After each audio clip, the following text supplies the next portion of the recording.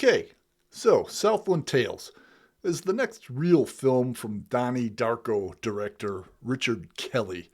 I'm discounting Domino. That seems to be a subcontractor gig. Needed the cash? Whatever, fine. But after Darko, you know this is going to be a trip. And it is. It's thick with some exposition and information overload. Shades of Verhoeven's Starship Troopers infologs are sprinkled liberally throughout. It's pretty much next level.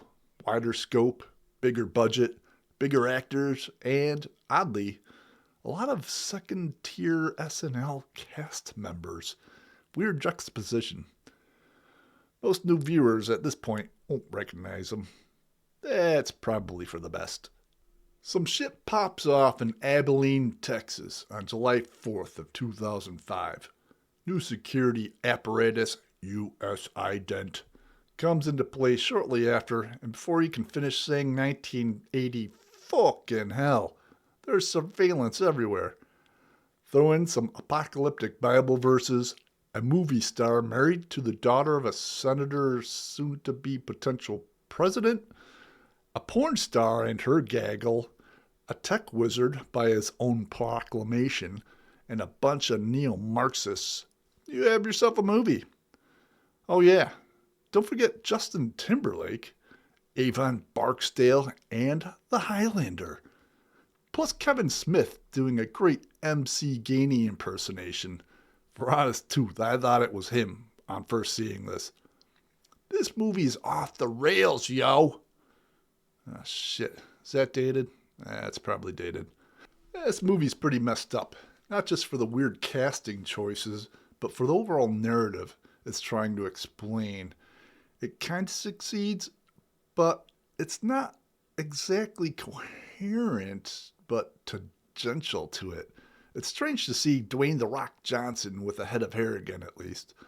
I think the material is a little too out of his range, but that's kind of par for the course for what really is an action star. Nice to see him pair with Sean Stifler William again after The Rundown, which is a fun little action movie in its own right. This? There's a little action, but mostly a whole lot of political and societal anarchy. The weird thing is, when I watched this, when it first came out, I was somewhat skeptical of the whole scenario that plays out. Almost 20 years later, unfortunately, now it just seems like reality playing out. Kelly was just a couple decades off.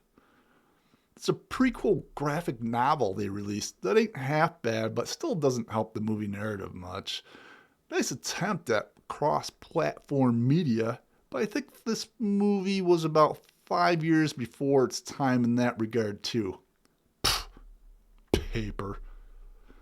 And special kudos for the interesting take on the Hollow Men by T.S. Eliot, with a significant edit to its "This is the way the world ends" finale.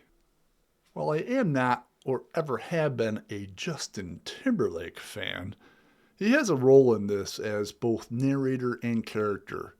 There is a scene here that is pretty powerful, after he takes a military drug and goes into a musical number to the song "All These Things That I've Done" by The Killers. Can't say I'm a fan of that band either, but here, this movie is worth watching for that scene alone. As for quotes, some would say the pimp one, but I say, "flow my tears," the policeman said. Philip K. Dick fans giggle at its awkwardness and awesomeness. That story is a bit convoluted, so only giving it 3.5 beers. That's usually not a problem, but things don't quite connect here the way that they should. Look is 4.5 beers. The infographics are great. A lot of nice subtle visual touches, as well as the large scale ones that make everything pretty groovy. Does it tie it all together like the dude's rug? Not really. A fun watch though, and nice integrations of some Jane's Addiction and Pixies songs. Cheers.